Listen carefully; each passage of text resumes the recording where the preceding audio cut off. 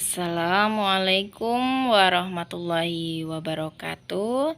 Perkenalkan, nama saya Sri Handayani. Saya dari Prodi S1 Kebidanan Transfer Unjaya dengan nomor pokok mahasiswa 2222071109, mengampu mata kuliah biologi reproduksi. Baiklah, di sini saya akan menjelaskan tentang alat reproduksi pada pria. Yang pertama ada organ reproduksi luar. Organ reproduksi luar yang pertama yaitu ada penis. Penis adalah alat kopulasi untuk berhubungan antara alat kelamin pria dan wanita untuk memudahkan semen masuk ke dalam organ reproduksi wanita. Kemudian yang kedua ada skrotum.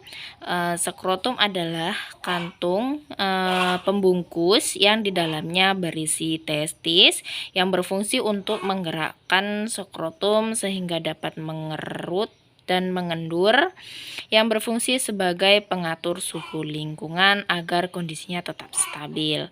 Kemudian ada organ reproduksi dalam. Yang pertama saya mulai dari testis. Testis adalah alat reproduksi untuk atau alat reproduksi utama pada seorang pria. Yang di sini di dalam testis ini terdapat sebagai tempat pembuatan sperma. Nah, kemudian di dalam testis ini sebagai hormon pengatur testosteron pada seorang pria.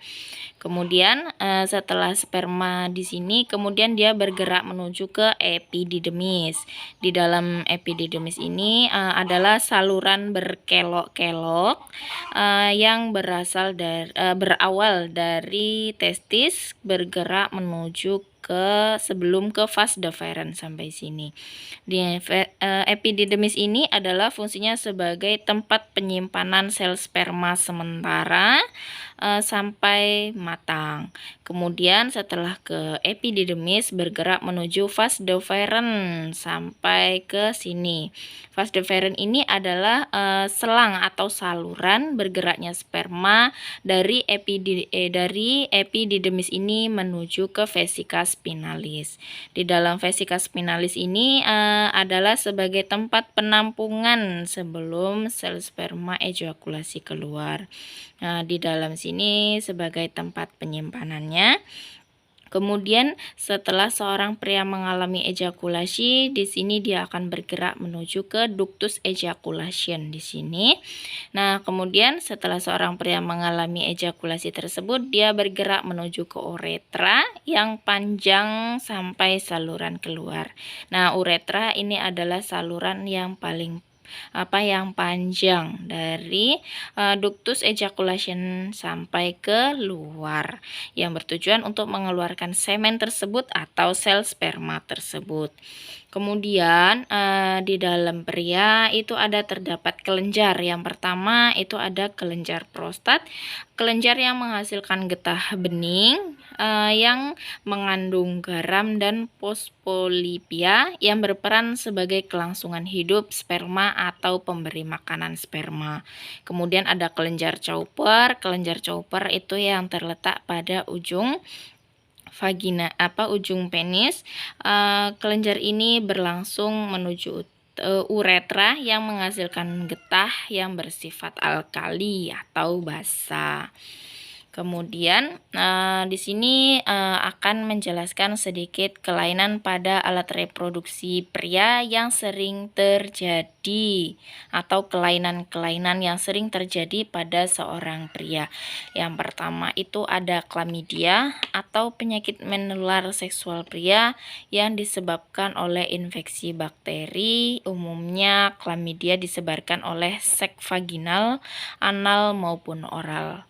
Kemudian ada gonore. Gonore itu biasanya disebutnya dengan kencing nanah yang merupakan penyakit pria yang disebabkan infeksi bakteri. Gejalanya biasanya muncul 10-20 hari setelah dia terinfeksi bakteri tersebut. Kemudian ada sifilis. Sifilis itu biasanya disebut dengan raja singa karena yang paling ganas, yaitu penyakit yang disebabkan juga oleh bakteri yang terinfeksi oleh kulit, mulut maupun alat kelamin sehingga timbul ke sistem saraf. Kemudian ada herpes genital. Herpes genital merupakan penyakit menular pada seorang pria yang disebabkan oleh virus herpes simplex. Penularannya biasanya lewat ciuman, seks oral, dan hubungan tanpa kondom. Kemudian ada trichomoniasis. Ini terjadi karena parasit Trichomonas vaginalis yang menginfeksi alat kelamin. Penularannya biasanya melalui hubungan seksual. Itulah yang dapat saya sampaikan. Ada kurang lebihnya mohon koreksi kembali ya Ibu. Terima kasih atas perhatiannya. Saya ucapkan terima kasih. Wassalamualaikum warahmatullahi wabarakatuh.